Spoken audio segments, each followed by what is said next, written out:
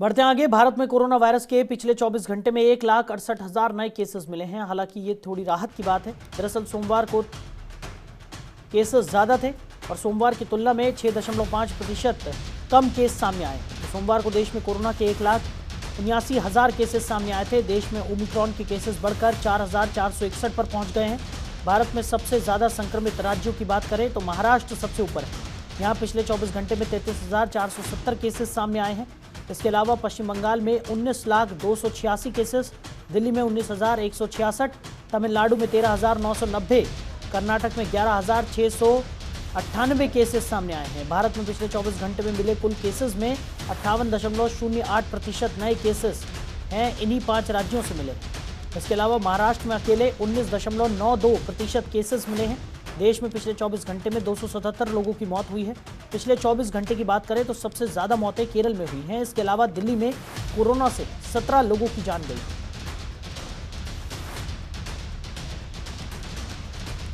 खबर पर ज्यादा जानकारी के साथ हमारी सहयोगी भावना सिसोदिया दिल्ली से हमारे साथ जुड़ गई हैं। भावना, दिल्ली की स्थिति की अगर बात करें तो लगातार कोरोना केसेस में इजाफा देखने को मिल रहा था। अभी इस वक्त की क्या स्थिति है?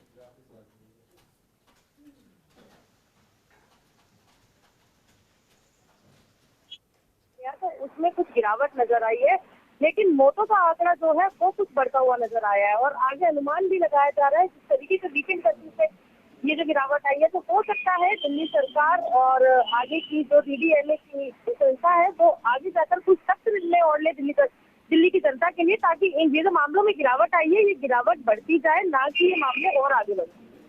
भावना, बात की जाए जिस तरीके से हालांकि केसेस में गिरावट यहां पर दर्ज की गई है, लेकिन मृत्यु का जो आंकड़ा है वो लगातार बढ़ता हुआ नजर आ रहा है।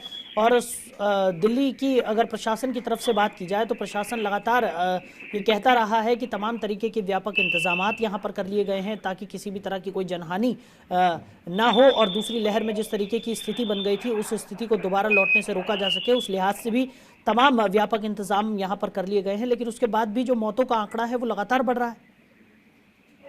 जी, मैं आपको बता दूं, एक्सपर्ट का कहना है जो मौतों का आंकड़ा है वो जो 60+ में है उनका है, जो कि इस कोविड की या फिर जिन्होंने कोविड की दोनों डोजेज नहीं है उनके साथ जिनके ऊपर ये इन्फेक्शन ज्यादा हावी हो रहा है उनका मौतों का आंकड़ा बढ़ रहा है। लेकिन जो यंग एज है या जो टीनेजर है जो इस कोविड की चपेट में ओमिक्रॉन की चपेट में आ रहे हैं, अगर वो खुद को प्रोटेक्ट करके अपना सैनिटाइजेशन मास्क बनाकर लेकर रखते हैं, खुद को क्वारंटाइन करके रखते हैं, खुद की डाइट का ध्यान भी रखते हैं, तो उनको ये कोरोना इतना हावी नहीं होगा। जी भावना, वहीं बात की जाए जिस तरीके से तमाम तरीके की पाबंदियां यहाँ पर दिल्ली में लगाई गई हैं, लेकिन उसके बावजूद जो केसेस हैं उनमें कमी यहाँ पर इतनी ज़्यादा नहीं देखने को मिल रही है और लगातार केसेस निकलकर सामने आ ही रहे हैं। तो क्या माना जाए कि लोगों की भी लापरवाही कहीं ना कहीं उजागर हो रही है? जिस तरीके से आज पहले वीकेंड कर्फ्यू लगाया गया, डीडीएमए की बैठक में कल रेस्टोरेंट बार में भी सिटिंग बंद करके टेक अवे का जो सिस्टम चालू करा है, उसके बाद अगर मैं मार्केटों की बात करूं तो कहीं ना कहीं वीकेंड कर्फ्यू के बाद जब मार्केट खुले हैं तो लोगों की तादाद ज्यादा देखने को मिली है। लोगों ने ना ही सोशल डिस्टेंसिंग को फॉलो कर रखा। दिल्ली सरकार और अलग अलग अधिकारी सब तरीके के प्रयास कर रहे हैं कि लोगों को समझाए, लोगों को जागरूक करे, लेकिन जनता इस चीज को कहीं ना कहीं समझ नहीं रही है, खुद को जागरूक नहीं कर रही है। जी भावना, वीकेंड कर्फ्यू यहाँ पर लागू है और जिस तरीके से रात्रि लॉकडाउन भी यहाँ पर लगाया गया है, उसके अलावा क्या किसी और तरह की पाबंदियां यहाँ पर लग सकती हैं? क्या किसी तरह की कोई जानकारी निकलकर सामने आ रही है कि कोई और ज्यादा कड़े कदम यहाँ पर उठाए जा सकते हैं? जी, फिलहाल मैं आपको बता दूं कि कल जो डीडीएमए की बैठक हुई थी उसमें रेस्टोरेंट और बार के ऊपर सख्ती की गई है। वहां पर सिटिंग बंद करके टेक अवे का सिस्टम चालू किया गया और आगे अनुमान लगाया जा रहा है जिस तरीके से 2 दिन के वीकेंड कर्फ्यू पर जो मामले कम होते नजर आए हैं, तो अनुमान लगाया जा रहा है कि शायद दिल्ली की जनता के लिए आगे और सख्तियां कर दी जाए। चलिए भावना, हमारे साथ जुड़ने के लिए, इस तमाम जानकारी के लिए आपका बहुत शुक्रिया। खबरों के निष्पक्ष विश्लेषण के लिए सब्सक्राइब करें Janatantra TV and press the bell icon. Never miss any update.